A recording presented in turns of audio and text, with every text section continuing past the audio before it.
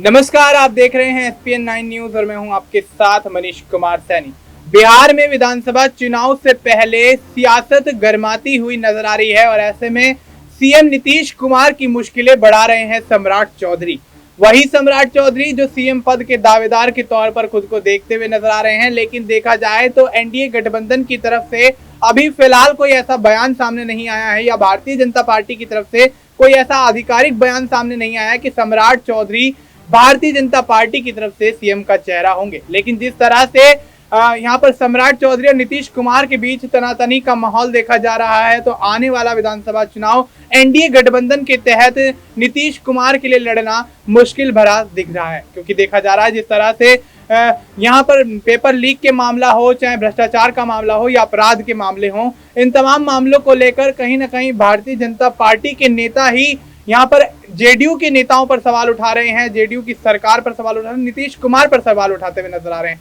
लेकिन देखा जाए तो सरकार तो दोनों की ही है, यहाँ पर चाहे वो भारतीय जनता पार्टी हो चाहे जेडीयू, गठबंधन की सरकार है। तो ऐसे में नीतीश कुमार पर सवाल उठना कहीं ना कहीं ये संकेत दे रहा है कि आने वाले समय में नीतीश कुमार एक बार फिर से यहाँ पर पाला बदल सकते हैं और आरजेडी की तरफ जाते हुए नजर आ सकते हैं। क्या कुछ बिहार की राजनीति में आगे होने वाला है, इस पर तमाम चर्चा जारी रहेगी। हमारे साथ आश्रुति मौजूद है। आश्रुति, बहुत बहुत स्वागत है आपका। आश्रुति, क्या कुछ लगता है जिस तरह से नीतीश कुमार और सम्राट चौधरी के बीच यहाँ पर अनबन का माहौल है और ऐसे में बिहार में विधानसभा चुनाव 2025 में होने हैं, तो क्या लगता है क्या सम्राट चौधरी का ये दावा कि उनको सीएम पद का दावेदार बनाया जाए और नीतीश कुमार का ये दावा कि 10वीं बार वही बिहार के सीएम बनते हुए नजर आएंगे, तो क्या कुछ लगता है कौन से किसके दावों में यहाँ पर ज्यादा दम नजर आ रहा है और किसके दावे यहाँ पर फेल होते हुए नजर आएंगे? देखिए मनीष, अगर बिहार की बात करें तो बिहार में अब 2025 में विधानसभा चुनाव है और विधानसभा चुनाव के लिए अगर आप इस समय मौजूदा स्थिति देखें तो कहीं ना कहीं वो स्थिति अगर आप देखें तो बेहद गंभीर है, क्योंकि नीतीश कुमार भले ही मुख्यमंत्री की गद्दी पर बैठे हैं,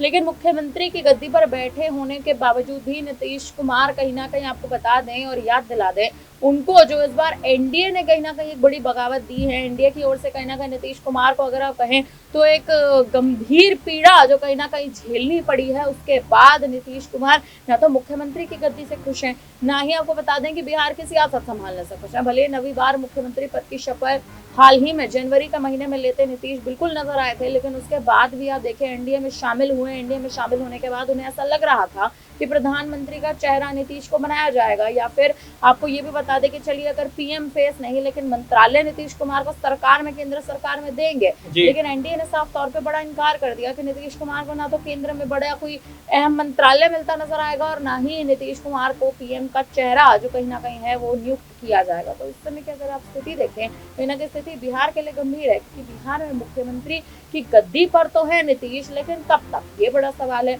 राजद कहीं ना कहीं तमाम बड़े प्रयासों में इस वक्त जुटा हुआ है, क्योंकि राजद को इस बात का एहसास है कि नीतीश कुमार कहीं ना कहीं बयानों में फंस जाते हैं, और अगर बयानों से ही नीतीश को फंसाया जाए, यानी नीतीश कुमार को अगर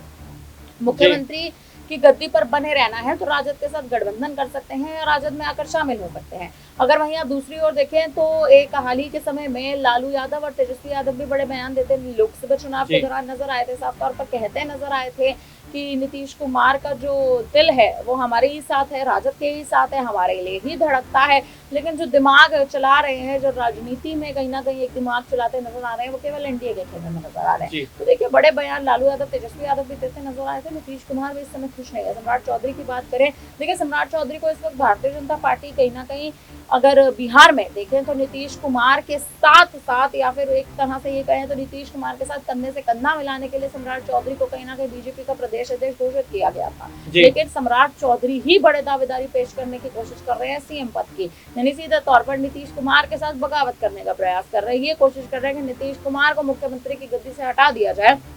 और सम्राट चौधरी को कहीं ना कहीं जो गद्दी है वो सौंपी जाए। तो देखिए लंबे समय तक ये जो स्थिति इस वक्त बनी हुई है लंबे समय तक चल नहीं पाएगी, क्योंकि नीतीश कुमार बहुत अच्छे से जानते हैं कि कैसे अपनी गद्दी बचानी है और सम्राट चौधरी उसी गद्दी को छीनने का प्रयास कर रहे हैं। जी बिल्कुल। तब ऐसे में नीतीश कुमार ये बहुत बखूबी जानते हैं कि आखिर गद्दी को किस तरह से बचाना है। सम्राट चौधरी अपने प्रयासों में लगे हुए हैं कि नीतीश कुमार के हाथ से वो गद्दी छीनी जाए। लेकिन देखा जाए तो आरजेडी की तरफ यहाँ पर नीतीश कुमार का रुख होना यहाँ पर तय लगभग देखा जा रहा है। लेकिन अगर बात की जाए यहाँ पर बिहार में तमाम मामलों को लेकर, जैसे पुल गिरने का मामला हो या फिर भ्रष्टाचार का मामला हो, अपराध का मामला हो, तमाम ये मामले आश्रुति कहीं ना कहीं नीतीश कुमार को घेरते हुए नजर आए। उस दौरान यहाँ पर देखा गया आरजेडी भी कहीं ना कहीं नीतीश कुमार पर निशाना साधती हुई नजर आई। तो क्या लगता है, क्या आरजेडी भी गठबंधन करेगी या फिर नीतीश कुमार को आने वाले समय में विधानसभा का चुनाव अकेले लड़ना पड़ेगा? देखिए, कहीं ना कहीं इस समय जो स्थिति है, जेडीयू आने वाले समय में अकेले ही चुनाव लड़ेगी। आने वाले समय में यानी आने वाले विधानसभा चुनाव में तो मुझे नहीं लगता गठबंधन होगा।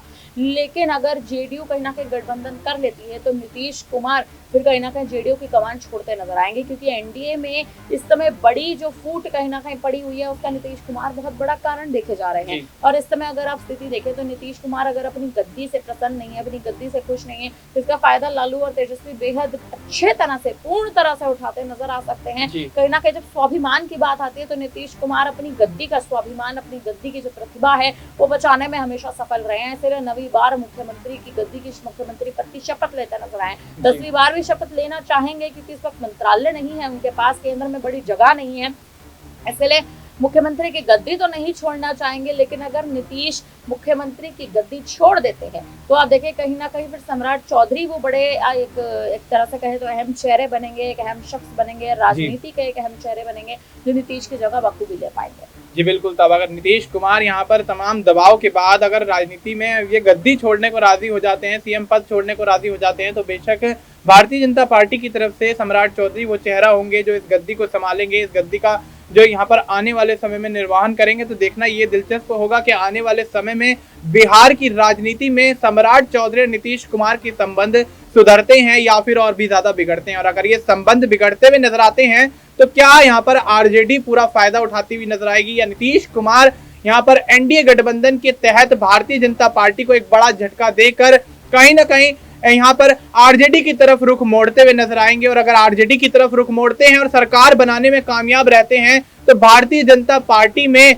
यहाँ पर सम्राट चौधरी की क्या कुछ मुख्य भूमिका रह जाएगी, या भारतीय जनता पार्टी किस तरह से अपनी साख को दोबारा से कायम करने में यहाँ पर जुटेगी? और क्या यहाँ पर जिस तरीके से देखा जा रहा है कि भारतीय जनता पार्टी लोकसभा चुनाव के बाद जिस तरह से नीतीश कुमार को लेकर साथ में केंद्र में सरकार बनाने में कामयाब हुई, और ऐसे में अगर भारतीय जनता पार्टी से यहाँ पर अलग नीतीश कुमार हो जाते हैं तो उसका क्या केंद्र सरकार पर भी प्रभाव पड़ता हुआ नजर आएगा? क्या नीतीश कुमार केंद्र सरकार से अपने कदम खींचते हुए नजर आएंगे? और अगर नीतीश कदम खींच लेते हैं तो क्या यहाँ पर इंडिया गठबंधन की तरफ रुख करते हुए नजर आएंगे? तमाम ये सवाल ऐसे हैं जो कि कहीं ना कहीं भारतीय जनता पार्टी के भविष्य पर सवालिया निशान खड़े करते हैं। और अगर नीतीश कुमार ने बगावत कर दी तो वाकई भारतीय जनता पार्टी का बिहार की राजनीति के साथ साथ केंद्र की राजनीति में भी वर्चस्व खत्म होता हुआ नजर आएगा। फिलहाल के लिए इतना ही। देश और दुनिया से जुड़ी तमाम जानकारी के लिए आप देखते रहिए SPN9 न्यूज।